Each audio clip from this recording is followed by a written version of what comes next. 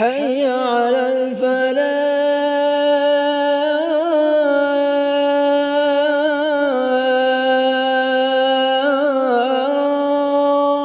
نعوذ باللہ من شرور انفسنا ومن سیئات اعمالنا من يهده الله فلا مضل له ومن يضلل فلا هادي له واشهد ان لا اله الا الله وحده لا شريك له واشهد ان محمدا عبده ورسوله اما بعد.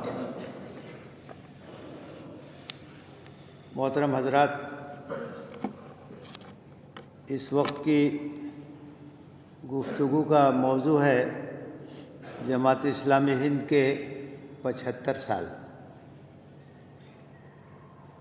آپ جانتے ہیں کہ ملک کی تقسیم سے پہلے مولانا سید ابو الاعلیٰ مودودی علیہ الرحمہ کی دعوت پر اگست 1941 میں جماعت اسلامی کی تاسیس ہوئی.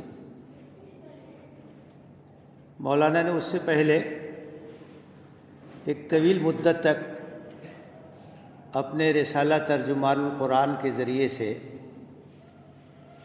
اسلامی تحریک کی ضرورت اور اس کی اہمیت پہ روشنی ڈالی، لوگوں کو تیار کیا، ان کی ذہن سازی کی. اور اس وقت ملک میں آزادی کی تحریک چل رہی تھی. اس وقت اس بات کی شدید ضرورت تھی کہ صحیح خطوط پر ایک اسلامی تحریک برپا ہو اور اہل ملک کے سامنے اسلام کی دعوت کو پیش کرے، اسلامی نظام کا تعارف کرائے. مولانا کی برسہ برس محنت کے نتیجے میں بہت سے ہم خیال لوگ ملک کے مختلف حصوں میں پیدا ہو گئے. اس وقت ملک ایک تھا، تقسیم نہیں ہوئی تھی. تو اگست 1941 میں لاہور میں مولانا کی دعوت پہ 75 افراد اکٹھا ہوئے اور جماعت اسلامی کی بنیاد پڑی اور اس کا کام شروع ہو گیا. 1947 میں تقسیم کا واقعہ پیش آیا، پاکستان وجود میں آ گیا. تو اب ظاہر ہے کہ جو جماعت کے لوگ تھے وہ بھی دو حصوں میں بٹ گئے. تو وہ لوگ تھے جو پاکستان کے علاقے میں تھے، امیر جماعت مولانا مودودی علیہ الرحمہ بھی اسی علاقے میں تھے. باقی وہ لوگ تھے جو ہندوستان کے علاقے میں تھے. تو وہاں جماعت اسلامی پاکستان ہو گئی، اس لیے کہ ملک کی تقسیم کے بعد اب یہ بات ممکن نہیں تھی کہ ایک نظم کے تحت کام ہو سکے. ہر ملک کے الگ الگ قوانین ہوتے ہیں، اس کی حدود ہوتے ہیں، اس کے اندر کام کرنا ہوتا ہے. تو اس بات کی ضرورت محسوس ہوئی کہ ہندوستان میں جو وابستگان تحریک رہ گئے ہیں وہ اپنا ایک نظم بنائے ہیں. چنانچہ اپریل 1948 میں الہ آباد شہر کے اندر یہاں رہ جانے والے لوگوں کا اجتماع ہوا. ہندوستان کے مختلف علاقوں سے لوگ اکٹھا ہوئے اور 16 اپریل 1948 کو جماعت اسلامی ہند کی بنیاد پڑی کہ اب جو لوگ یہاں رہ گئے ہیں وہ جماعت اسلامی ہند کے نام سے کام کریں. جماعت اسلامی پاکستان الگ ہو گئی، جماعت اسلامی ہند الگ ہو گئی. بعد میں جب بنگلہ دیش الگ ہوا تو جماعت اسلامی بنگلہ دیش الگ ہو گئی. تو 16 اپریل 1948 کو الہ آباد کے اجتماع میں جماعت اسلامی ہند کی تاسیس ہوئی اور پہلے امیر کے طور پر مولانا ابو اللیث اصلاحی ندوی کا انتخاب ہوا اور مولانا کی عمارت میں جماعت نے کام شروع کیا. ایک طویل عرصے تک مولانا کا دور امارت ہے، 48 سے لے کر کے 72 تک مسلسل آپ امیر رہے ہر میقات میں۔ اس کے بعد مولانا محمد یوسف صاحب امیر ہوئے،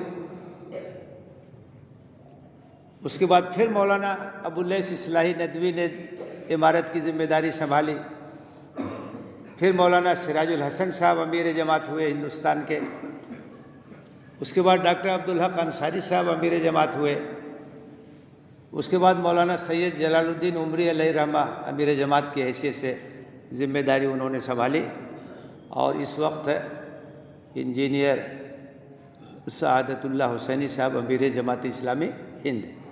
جماعت کا ایک شورائی سسٹم ہے، اور اس کے تحت عمرائے جماعت کا انتخاب ہوتا ہے، میقات ہوتی ہے، اور اسی کے تحت جو ہے وہ کام ہوتا ہے۔ تو اس طرح سے 1948 سے لے کر کے اب اپریل 2023 میں 75 سال ہو جائیں گے۔ جماعت اسلامی ہند کے قیام پر 75 سال کا عرصہ اب گزرنے والا ہے۔ تو اسی کو پیش نظر رکھ کے اس طرح کے پروگرام منعقد ہو رہے ہیں کہ ان 75 سالوں میں جماعت اسلامی ہند نے کیا کیا، کیا خدمات انجام دی، کن گوشوں میں کام کیا، اسی کی ایک کڑی آج کا یہ پروگرام۔ ایک ہلکا سا تذکرہ مختلف خدمات کا آ جائے گا، کن کن پہلوؤں سے، کن کن محاذوں پر جماعت اسلامی ہند نے اپنی خدمات کو انجام دیا۔ جماعت اسلامی کا نصب العین بالکل واضح ہے۔ جماعت اسلامی کا نصب العین اقامت دین، اللہ کے دین کی اقامت، یہ جماعت اسلامی کے پیش نظر ہے، انفرادی سطح پر بھی اور اجتماعی سطح پر بھی۔ جماعت یہ چاہتی ہے کہ افراد کی سیرت سازی بھی اسلام کی بنیاد پر ہو، خاندان بھی تشکیل پائیں اسلامی تعلیمات کی بنیاد پر، سماج کی تعمیر بھی اسلامی تعلیمات کی روشنی میں ہو، اور حکومت بھی اسلامی تعلیمات کی روشنی میں اپنا کام کرے، فرد سے لے کر کے اجتماعیت تک ہر جگہ اسلام کی کار فرمائی ہو۔ یہ جماعت اسلامی کا نصب العین ہے، اور یہ قرآن کی آیت سے ماخوذ ہے، ان اقیموا الدین ولا تتفرقوا فیہ۔ یہ واضح اور جامع تصور جماعت نے لوگوں کے سامنے پیش کیا، اور اس تصور کے تحت ہمیں کام کرنا ہے، ایک تدریج کے ساتھ مختلف مراحل سے گزرتے ہوئے، اور اس لحاظ سے جماعت اپنا کام انجام دے رہی ہے۔ یہ بات بھی واضح رہنی چاہیے، جماعت کے دستور میں بہت واضح انداز سے یہ بات لکھی ہوئی ہے کہ محرک کیا ہے، ہم نے کیوں اس نصب العین کو اختیار کیا ہے، اس کے پیچھے کیا چیز کار فرما ہے۔ تو اس میں اس بات کی صراحت اور وضاحت ہے کہ رضائے الہی اور فلاح آخرت کا حصول، یہی اس کا محرک ہے۔ ہم یہ جانتے ہیں کہ اسی طریقے سے اللہ کی رضا حاصل ہو سکتی ہے اور آخرت کی کامیابی مل سکتی ہے، کیونکہ یہی نبی صلی اللہ علیہ وسلم کا مشن ہے۔ تمام انبیاء اسی کام کے لیے آئے کہ اللہ کی بندگی کی دعوت لوگوں کے سامنے پیش کریں اور اللہ کے نظام کو قائم کرنے کی کوشش کریں، اس کے لیے جدوجہد کریں۔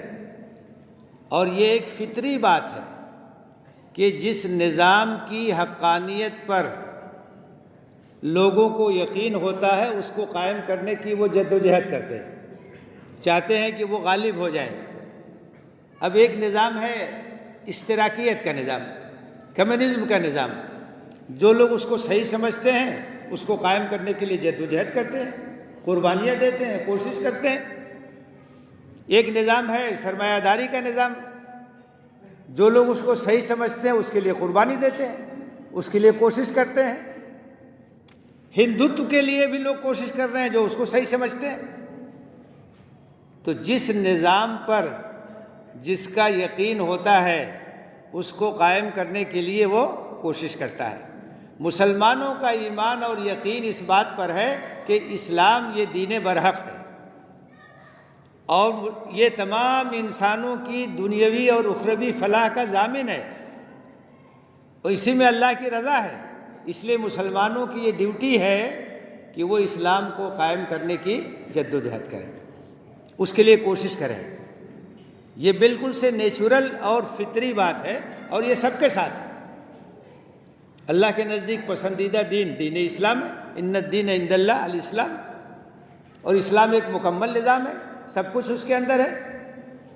تو مسلمان کی یہ ذمہ داری ہے، اس کے ایمان اور عقیدے کا یہ تقاضا ہے کہ وہ اسلام کو قائم کرنے کی جدوجہد کرے۔ ظاہر ہے کہ اس کی ایک ترتیب ہے، وہ اپنے اوپر اس کو قائم کرے گا، اپنی تعمیر سیرت کرے گا، اپنے گھر اور اپنے خاندان کی تعمیر کرے گا، سماج کو اسی لحاظ سے بنانے کی کوشش کرے گا، اور دھیرے دھیرے اس نظام کو پوری اجتماعیت پر غالب کرنے کے لیے وہ جدوجہد کرے گا۔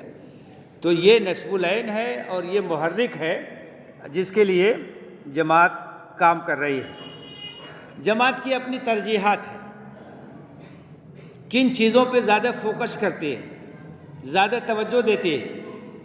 اس میں سے نمبر 1 چیز ہے دعوت، کہ اسلام کا تعارف بڑے پیمانے پر برادران وطن تک ہو، عام انسانوں تک ہو، وہ لوگ جانیں کہ اسلام کیا ہے، قرآن کیا ہے، اللہ کے رسول صلی اللہ علیہ وسلم کیا چاہتے ہیں، کیا تعلیم لے کر کے وہ آئے۔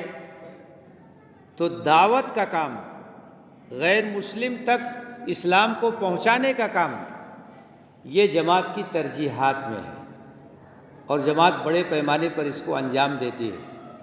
ایک زمانہ تھا کہ جماعت کے علاوہ اور کہیں سے اس طرح کی آواز سننے میں نہیں آتی تھی کہ غیر مسلموں میں بھی کام کرنا چاہیے، لیکن اب اللہ کا شکر ہے کہ دھیرے دھیرے بہت سے حلقے ہیں جنہوں نے اس ضرورت کو محسوس کیا اور اس پر وہ کام کر رہے ہیں اپنے اپنے انداز سے، غیر مسلموں میں اسلام کو متعارف کرانے کا کام، دعوت کا کام۔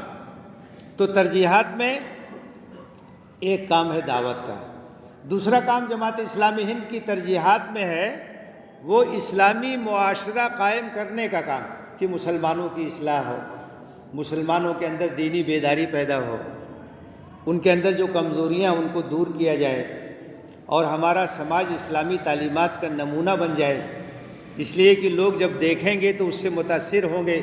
اسلامی تعلیمات چلتی پھرتی جب ہمارے معاشرے میں نظر آئیں گی، اس لیے جہاں دعوت کی اہمیت ہے وہی اس بات کی بھی بڑی اہمیت ہے کہ مسلمانوں کی اصلاح کی جائے، ان کے اندر صحیح دینداری پیدا کی جائے، معاشرے کی جو خرابیاں ہیں ان کو دور کیا جائے۔ تو ترجیحات میں جو دوسرا پوائنٹ ہے وہ ہے اسلامی معاشرے کو قائم کرنے کا۔ تیسری جو ترجیحات میں چیز ہے جماعت کے، وہ ہے تربیت، تزکیہ، کہ جو لوگ جماعت سے وابستہ ہیں ان کی تربیت ہو، ان کا تزکیہ ہو، ان کی کردار سازی ہو، ان کو مثالی انداز سے بنانے کی کوشش کی جائے، کیونکہ کسی جماعت کا اصل تعارف اس کے افراد ہوتے ہیں۔ اللہ کے رسول صلی اللہ علیہ وسلم نے صحابہ کی تربیت کی، ان کو تیار کیا، اسلام کا چلتا پھرتا نمونہ بنایا، اس لیے ان کے ذریعے سے اسلام کی دعوت پھیلی۔ اس لیے جماعت اس پر بہت توجہ دیتی ہے کہ جو ہمارے افراد ہیں، جو ہمارے وابستگان ہیں، جو ہمارے متوسلین ہیں، ان کی تربیت ہو، ان کا تزکیہ ہو، اور ان کے کردار کو نکھارنے کی کوشش کی جائے۔ اور ترجیحات میں تنظیم بھی ہے، جماعت ایک منظم کام کرتی ہے، تنظیم کو مستحکم کرنا، تنظیم کو مضبوط کرنا، اس کے اندر ڈسپلن قائم رکھنا، تنظیمی تقاضوں کی تکمیل کرنا، یہ بھی بہت ضروری ہے۔ تو یہ بھی ترجیحات میں شامل ہے۔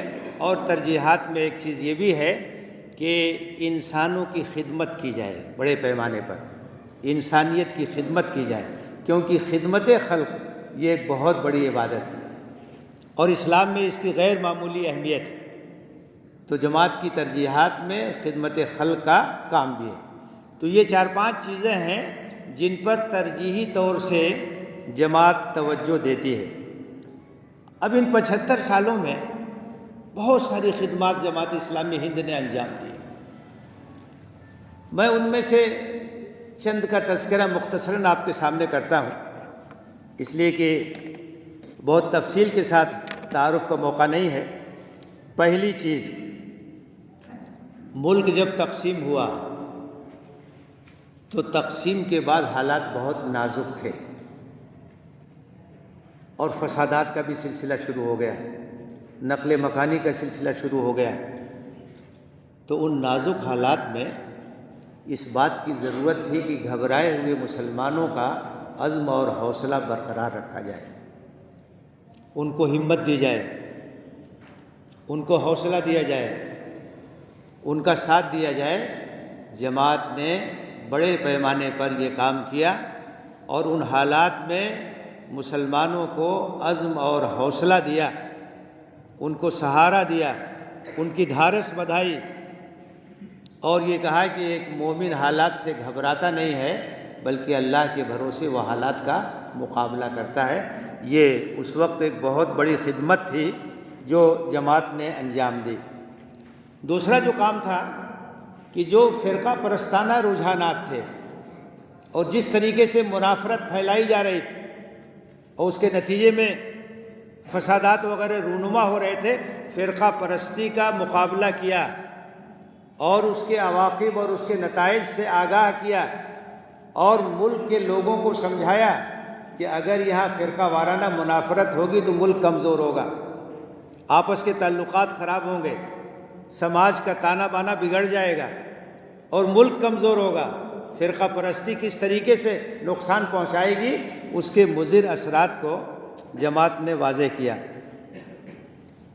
تیسرا جو بڑا کام کیا جماعت نے ان 75 سالوں میں، وہ مسلمانوں کے اندر دینی بیداری پیدا کرنے کے لیے بہت کوشش کی اور اس کے لیے بہت سے ذرائع اختیار کیے کہ مسلمانوں کا تعلق اپنے دین سے مضبوط ہو، اپنے ایمان سے، اپنے عقیدے سے مضبوط ہو، اپنی تہذیب سے مضبوط ہو.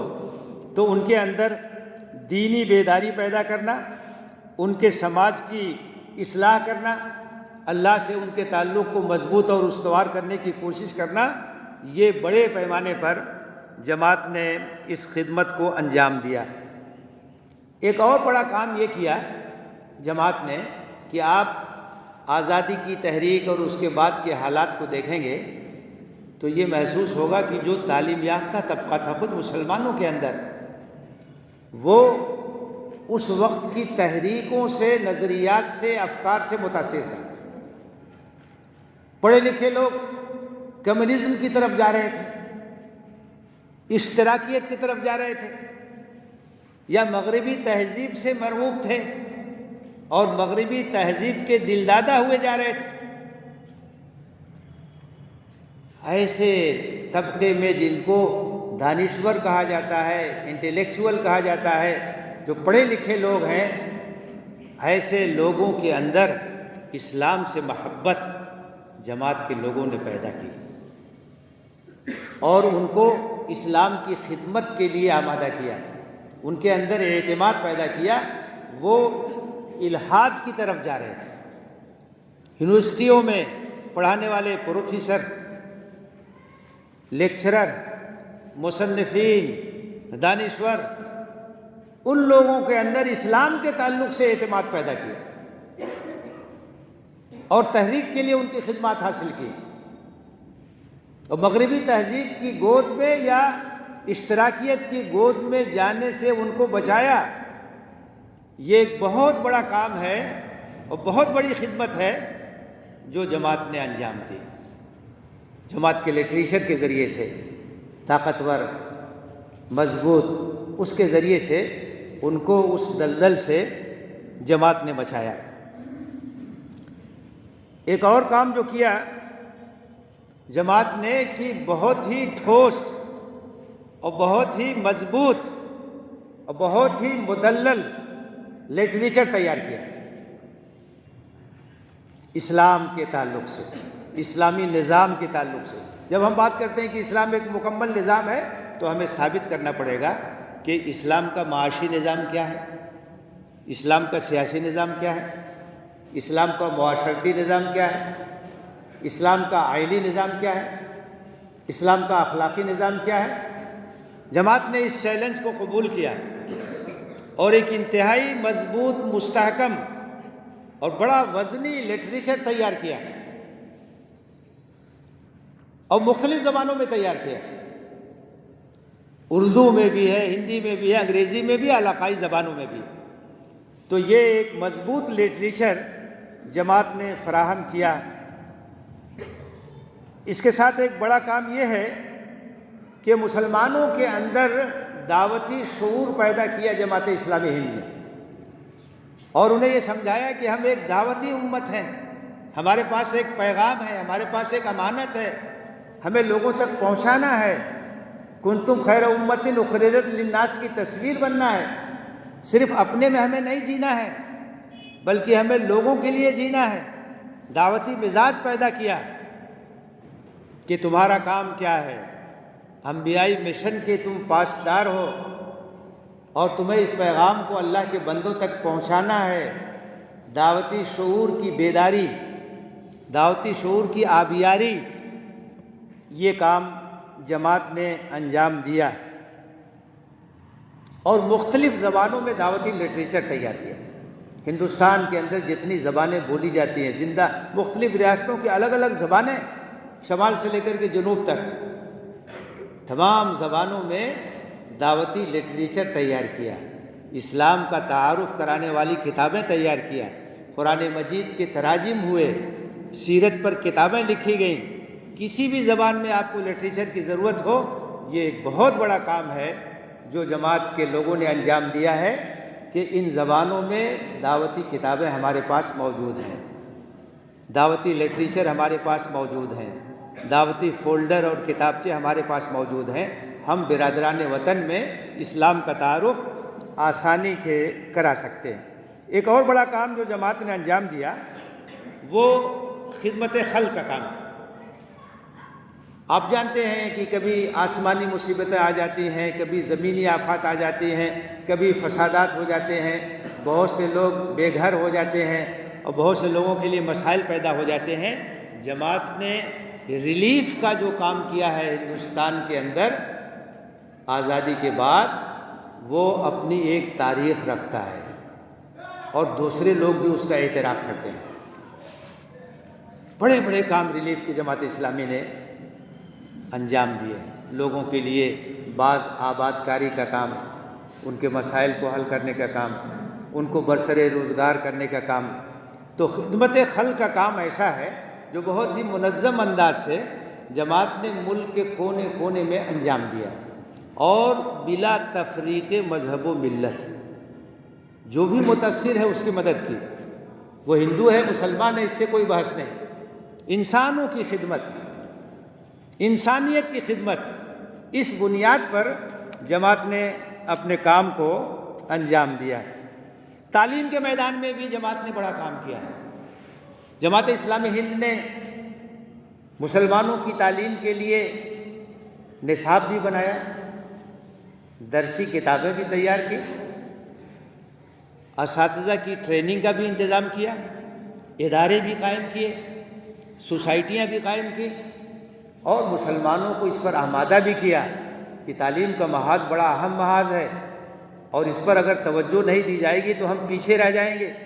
تو تعلیم کے میدان میں مختلف طرح کی خدمات جماعت اسلامی ہند نے انجام دی، اور آج بھی وہ انجام دے رہے ہیں۔ اس میں مدارس کی بھی خدمت ہے، عصری اداروں کا بھی معاملہ ہے، مختلف طرح کے، یہ تمام چیزیں تعلیم کے میدان میں جماعت کے ذریعے سے انجام پا رہی ہیں۔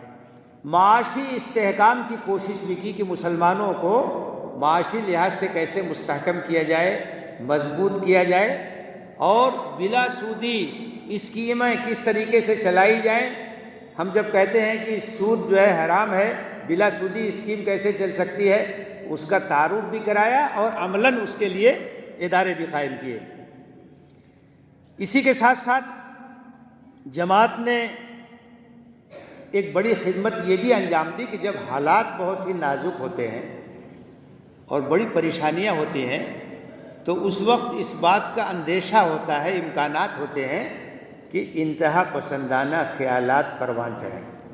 پریشانی میں جب آدمی ہوتا ہے تو وہ پتہ نہیں کیا کیا سوچتا ہے، تو ان شدید حالات کے باوجود انتہا پسند فکر سے بچانا اور اعتدال کی راہ پر قائم رکھنا، اور خاص طور سے نوجوانوں کو، یہ بہت بڑا کام ہے اور بہت بڑی خدمت ہے جو جماعت نے انجام دی۔ اس لیے کہ حالات کے دباؤ میں قدم اگر پھسل جائیں گے تو اس کا نقصان بہت ہی شدید ہوتا ہے۔ بہت دانش مندی کے ساتھ جماعت نے معتدل فکر، اعتدال، وسطیت جو کہ اسلام کا مزاج ہے وہ پیدا کیا اور نوجوانوں کو سنبھالا۔ ایک اور بہت بڑی خدمت جو جماعت نے انجام دی وہ قرآن سے مسلمانوں کا رشتہ جوڑنے کی خدمت ہے۔ قرآن ہی ہماری طاقت کا سرچشمہ ہے، قرآن ہی اصل ہے، قرآن ہی بنیاد ہے۔ قرآن سے رشتہ کمزور ہوگا تو امت کمزور ہوگی۔ جماعت نے مختلف انداز سے کوششیں کر کے، مہمات چلا کر کے قرآن سے رشتہ جوڑا، قرآن کو سمجھ کر پڑھنے، اس پر عمل کرنے، اس کی تعلیمات کو عام کرنے کی ترغیب دی، اور اس طریقے سے ایک بہت بڑی خدمت ہے جو جماعت نے انجام دی۔ جماعت کی ایک خدمت یہ بھی ہے کہ جماعت نے مسلمانوں کے اندر یہ پیغام دیا کہ مسلکی اور جماعتی تعصبات سے اوپر اٹھ کر کے وسعت قلب و نظر کے ساتھ مل جل کے کام کرنا چاہیے، اس لیے کہ ہمارے مسائل بہت ہیں، مشکلات بہت ہیں، چیلنجز بہت ہیں۔ اگر ہم متحد نہیں ہوں گے، مل جل کے کام نہیں کریں گے تو ہم ان مسائل سے نبردآزمہ نہیں ہو سکتے ہیں، ان مشکلات کا سامنا نہیں کر سکتے ہیں۔ تو جماعت نے یہ مزاج پیدا کیا، ہمارا مسلک الگ ہو سکتا ہے، ہماری جماعت الگ ہو سکتی ہے، لیکن ہم ایک امت کے لوگ ہیں اور ہمیں مل جل کر کے کام کرنا چاہیے، تعصبات سے اوپر اٹھ کر کے۔ یہ مزاج بھی جماعت نے پیدا کیا۔ جماعت نے ایک کام یہ بھی کیا کہ ہندوستان کے اندر مشترک ملی پلیٹ فارم قائم کیے، ان کو قائم کرنے میں بنیادی اور کلیدی رول ادا کیا۔ جیسے مسلم مجلس مشاورت ہے، سن 60 کے بعد اس کا قیام عمل میں آیا، اس وقت بڑے فسادات وغیرہ ہو رہے تھے۔ جماعتوں کو اکٹھا کیا، علماء کو اکٹھا کیا، اور آل انڈیا مسلم مجلس مشاورت کے نام سے ایک پلیٹ فارم بنا، جس کو قائم کرنے میں مولانا ابو اللیث علیہ رحمہ کا بڑا ہاتھ تھا۔ تو یہ ایک پلیٹ فارم جو مسلمانوں کا ایک مشترک پلیٹ فارم تھا، ملت کا ایک مشترک پلیٹ فارم تھا، اس کو قائم کیا۔ جب پرسنل اللہ کے لیے خطرات پیدا ہوئے سن 72 میں آل انڈیا مسلم پرسنل لا بورڈ قائم ہوا، اس کو قائم کرنے میں بھی جماعت نے بنیادی رول ادا کیا۔ تو جماعت ہمیشہ اس بات کی کوشش کرتی رہی ہے کہ مسلمانوں کے مشترک پلیٹ فارم قائم ہوں اور مضبوط ہوں۔ جماعت نے ایک شورائیت کا مزاج پیدا کیا مسلمانوں کے اندر، وَأَمْرُهُمْ شُورَىٰ بَيْنَهُمْ، کہ اپنے معاملات ہم کو مشورے کے ساتھ انجام دینا چاہیے، ایک دوسرے کے مشورے سے اپنے کام کو آگے بڑھانے کی کوشش کرنی چاہیے، منظم کام کرنا چاہیے، منصوبہ بند کام کرنا چاہیے۔ یہ مزاج جماعت نے پیدا کیا، اور اسی کے ساتھ ساتھ جماعت نے یہ بھی کوشش کی، یہ پیغام بھی دیا کہ اقدار پر مبنی سیاست کیسے ہوتی ہے۔ عام طور سے جو سیاست ہوتی ہے وہ مفاد پرستی کی سیاست ہوتی ہے، جہاں فائدہ ہوتا ہے وہاں لوگ چلے جاتے ہیں۔ جماعت نے یہ چیز متعارف کرائی کہ ویلیوز کی بنیاد پر، اصولوں کی بنیاد پر، اقدار کی بنیاد پر پولیٹکس ہو سکتی ہے، پولیٹکس کرنا چاہیے، مفاد پرستی کی بنیاد پہ نہیں کرنا چاہیے۔ یہ بھی ایک بڑا کام ہے جو جماعت نے انجام دیا ہے۔ آپ جانتے ہیں کہ ویژن کے ذریعے سے، ویژن 2016، اس کے بعد ویژن 2026، جماعت نے بہت بڑا کام کیا ملک کے کونے کونے میں، تعلیم کے شعبے میں، صحت کے شعبے میں، اور عام انسانوں کی خدمت کے شعبے میں بہت زبردست اس کا نیٹ ورک ہے، اور اس کے ذریعے سے بہت سے کام ہو رہے ہیں۔ تعلیمی ادارے بھی، انسٹیٹیوشنز بھی بن رہے ہیں، اسپتال اور شفا خانے بھی بن رہے ہیں، غریبوں کے مکانات بھی بن رہے ہیں۔ بہت بڑا کام ہے جو ویژن کے ذریعے سے جماعت انجام دے رہی ہے، اور اسی کے ساتھ ساتھ جماعت نے قانونی مدد پہنچانے کے لیے متاثرین، بہت سے بے گناہ جن کو فرضی مقدمات میں پھنسایا جاتا ہے اور ان کی زندگی برباد ہوتی ہے، اس کے لیے جماعت نے نظم قائم کیا، اس کے لیے جماعت نے NGOs بنائی کہ ایسے لوگوں کی قانونی پیروی کی جائے، ان کو بری کرایا جائے، ان کی رہائی کا انتظام کیا جائے۔ تو اس طرح سے مختلف میدانوں میں جماعت اسلامی ہند نے ان 75 سالوں میں بڑا کام کیا ہے اور مسلسل کام جاری ہے۔ ٹھیک ہے کہ افرادی وسائل کم ہیں، دیگر وسائل کم ہیں، تو اسی کے لحاظ سے جماعت کا کام بھی ہے۔ ملک بہت بڑا ہے اور اس کے تقاضے بہت ہیں، جماعت کی افرادی طاقت محدود ہے، وسائل بھی محدود ہیں، لیکن جو کچھ ممکن ہے جماعت کر رہی ہے اور اپنے کام کو آگے بڑھانے کے سلسلے میں مسلسل جد و جہد کر رہی ہے۔ جماعت کے چند امتیازات ہیں، نمایاں خصوصیات ہیں، ان کا ذکر کر کے میں اپنی بات کو ختم کروں گا۔ اس کی ایک نمایاں خصوصیت یہ ہے کہ اس کا نظریہ اور نصب العین بہت واضح اور بہت مضبوط ہے، فکری بنیاد بہت ہی طاقتور ہے اور قرآن اور سنت پر مبنی ہے، جس سے کہ انسان کو شرح صدر حاصل ہوتا ہے۔ تو اس کی خصوصیت ایک یہ ہے کہ اس کی جو فکر ہے، اس کا جو نظریہ ہے، بہت مضبوط اور بہت واضح ہے۔ دوسری خصوصیت یہ ہے کہ جماعت ڈسپلن کے ساتھ کام کرتی ہے، بہت ہی منظم انداز سے کام کرتی ہے۔ بغیر ڈسپلن کے کوئی اجتماعیت نہیں چل سکتی ہے، کوئی نظم نہیں چل سکتا ہے۔ تو جماعت ڈسپلن رکھتی ہے، منضبط کام کی عادت ڈالتی ہے۔ اس کی تیسری خصوصیت یہ ہے کہ اس کے یہاں تنگ نظری نہیں ہے، وسعت نظر ہے۔ جو بھی اچھا کام کر رہا ہم اس کے ساتھ تعاون کرتے ہیں۔ بھلائی کا کوئی کام ہے، قرآن کی تعلیم ہے وَتَعَاوَنُوا عَلَى الْبِرِّ وَالتَّقْوَىٰ وَلَا تَعَاوَنُوا عَلَى الْإِثْمِ وَالْعُدْوَانِ۔ تو نیکی اور بھلائی کے کام میں سب کے ساتھ ہم تعاون کرتے ہیں، وسعت قلب و نظر کے ساتھ کام کرتے ہیں۔ کوئی اگر اچھا کام کر رہا ہم اس کی قدر کرتے ہیں، کسی بھی پلیٹ فارم سے ہو اور کسی بھی جماعت کی طرف سے ہو۔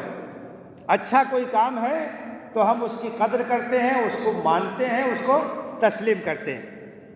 جماعت کی ایک خصوصیت یہ بھی ہے کہ منصوبہ بند کام ہوتا ہے۔ جماعت کی میقات ہوتی ہے، پالیسی اور پروگرام بنتا ہے اور اس کی روشنی میں کام ہوتا ہے۔ آپ جانتے ہیں کہ اگر منصوبہ بند کام ہو تو اس کے اندر زیادہ برکت ہوتی ہے، اور بغیر منصوبے کے کام ہو تو اس کے اندر زیادہ برکت نہیں ہوتی ہے۔ جماعت نے آزادی کے بعد ہی سے باقاعدہ منصوبہ بند طریقے سے اپنی میقاتی پالیسی اور پروگرام کو بنانے کا سلسلہ شروع کیا، اور منصوبہ بند طریقے سے کام ہوتا ہے۔ جماعت کا پورا نظم شورائیت پر مبنی ہے، نیچے سے لے کے اوپر تک، مقامی یونٹ سے لے کر کے حلقے کی سطح تک، پورے ملک کی سطح تک۔ آپ جانتے ہیں کہ پورا سسٹم شورائیت پر مبنی، مشورے سے کام ہوتا ہے۔ وَأَمْرُهُمْ شُورَىٰ بَيْنَهُمْ کی تصویر ہے، وَشَاوِرْهُمْ فِي الْأَمْرِ کے حکم پر عمل ہے۔ تو ایسا نہیں ہے کہ کوئی ایک آدمی جو چاہے کرے، بلکہ مشورے سے، شورائیت کے ساتھ، شورائیت کی روح کے ساتھ کام ہوتا ہے۔ اور جماعت کی ایک خصوصیت یہ بھی ہے کہ یہاں احتساب کا سسٹم ہے، سب کا احتساب ہوتا ہے، امیر کا بھی احتساب ہوتا ہے، مامور کا بھی احتساب ہوتا ہے۔ ہر آدمی جواب دہ ہے، سوال کیا جا سکتا ہے، تنقید کی جا سکتی ہے، تعمیری انداز سے پوچھا جا سکتا ہے۔ اس لیے کہ اگر احتساب نہیں ہوگا تو اس بات کا اندیشہ ہے کہ خرابی دھیرے دھیرے جڑ پکڑ لے گی، پھیلتی چلی جائے گی۔ تو احتساب کا سسٹم نیچے سے لے کے اوپر تک جماعت کے اندر موجود ہے۔ اور پھر جیسا کہ ہم نے بتایا کہ اس کی ایک خصوصیت یہ ہے کہ یہ اعتدال رکھنے والی جماعت، انتہا پسندی سے بچی ہوئی اور اس سے محفوظ جماعت، اعتدال کے ساتھ کام کرتی، فکر میں بھی اعتدال ہے اور عمل میں بھی اعتدال ہے۔ یہ بات صحیح ہے کہ اتنے بڑے ملک میں جتنا کام ہونا چاہیے تھا اتنا کام نہیں ہو سکا۔ بڑے پیمانے تک ہماری دعوت برادران وطن میں نہیں پہنچ سکی۔ آج بھی بہت ساری غلط فہمیاں اسلام کے بارے میں، قرآن کے بارے میں، رسول اللہ صلی اللہ علیہ وسلم کے بارے میں، ہمیں اور زیادہ محنت کرنے کی ضرورت ہے، اپنا کام اور زیادہ بڑھانے کی ضرورت ہے، غلط فہمیاں دور کرنے کی ضرورت ہے، روابط کو وسیع کرنے کی ضرورت ہے، جو شبہات ہیں، جو شکوک ہیں، ان کے ازالے کی ضرورت ہے، جدوجہد کو اور دوگنا کرنے کی ضرورت ہے، تاکہ اور بڑے پیمانے پر ہماری دعوت پہنچ سکے اور لوگوں کے شکوک اور جو ان کے شبہات ہیں وہ دور ہو سکیں۔ اور اس سلسلے میں جو سب سے بڑا سہارا ہے اور جو سب سے بڑی چیز ہے اللہ کی تائید کے بعد، وہ ہمارا کردار ہے، وہ ہماری سیرت ہے، وہ ہمارا عمل ہے۔ متوسلین جماعت اور جماعت سے متعلق جتنی تنظیمیں ہیں، چاہے اس کی سرپرستی میں ہوں، طلبہ ہوں، نوجوان ہوں، خواتین کے حلقے ہوں، ارکان ہوں، کارکنان ہوں، ہمدردان ہوں، متفقین ہوں، جو بھی متوسلین ہیں، ان کا کردار اور ان کی سیرت یہ جماعت کی دعوت کو پھیلانے میں سب سے مؤثر چیز ہے، سب سے زیادہ کارگر چیز ہے، کتاب سے زیادہ کارگر، تقریر سے زیادہ کارگر جو چیز ہے وہ ہمارا کردار، وہ ہمارا کیریکٹر، ہمارا سلوک لوگوں کے ساتھ کیا ہے، ہمارے قریبی لوگ ہمارے بارے میں کیا رائے رکھتے ہیں، ہمارے گھر کے لوگوں کا ہمارے بارے میں کیا تاثر ہے، رشتہ داروں کے ساتھ ہمارے تعلقات کیسے ہیں، پڑوسیوں کے ساتھ ہمارے تعلقات کیسے ہیں، ساتھیوں کے ساتھ ہمارے تعلقات کیسے ہیں، اس پر زیادہ توجہ کی ضرورت ہے۔ اس کا سب سے زیادہ اثر پڑتا ہے، آدمی نہیں سنتا آدمی کی باتوں کو، پے کرے عمل بن کر غیب کی صدا بن جائے۔ اللہ کے رسول صلی اللہ علیہ وسلم نے جو تحریک برپا کی اور جو جماعت تیار کی، اس کی یہی خصوصیت تھی کہ وہ کردار کے لحاظ سے، سیرت کے لحاظ سے بہت بلند تھے، تو اس کی وجہ سے جہاں جہاں گئے ان کے اثرات مرتب ہوئے۔ اس پہلو کی طرف ہمیں توجہ دینے کی ضرورت ہے، علمی تیاری کی بھی ضرورت ہے، فکری تیاری کی بھی ضرورت ہے، اس لیے کہ ہمیں ڈیبیٹ بھی کرنا ہے، مذاکرہ بھی کرنا ہے، بات چیت بھی کرنا ہے، دلائل بھی فراہم کرنا ہے، لیکن اسی کے ساتھ ساتھ جو ہماری خصوصی توجہ ہے وہ کردار سازی پہ ہونی چاہیے، تعمیر سیرت پہ ہونی چاہیے، اخلاق حسنہ کو پیدا کرنے پر ہونی چاہیے۔ اللہ سے دعا ہے کہ تحریک کی خدمت کی ہمیں توفیق دے اور اپنی زندگیوں کو جماعت کے پیغام کو عام کرنے میں لگانے کی توفیق دے، اور ملک کے اندر جو چیلنجز ہیں ہمت کے ساتھ ان کا سامنا اور ان کا مقابلہ کرنے کی اللہ تعالی ہمیں توفیق دے۔ ہماری زندگی اسلام کے لیے ہو، ہمارا جینا ہمارا مرنا اسلام کے لیے ہو۔ ان صلاتی و نسکی و محیای و مماتی للہ رب العالمین، میری زندگی کا مقصد تیرے دین کی سرفرازی، میں اسی لیے مسلمان، میں اسی لیے نمازی، اللہ میں اس کی توفیق دے، آمین۔ وآخر دعوانا الحمد للہ رب العالمین۔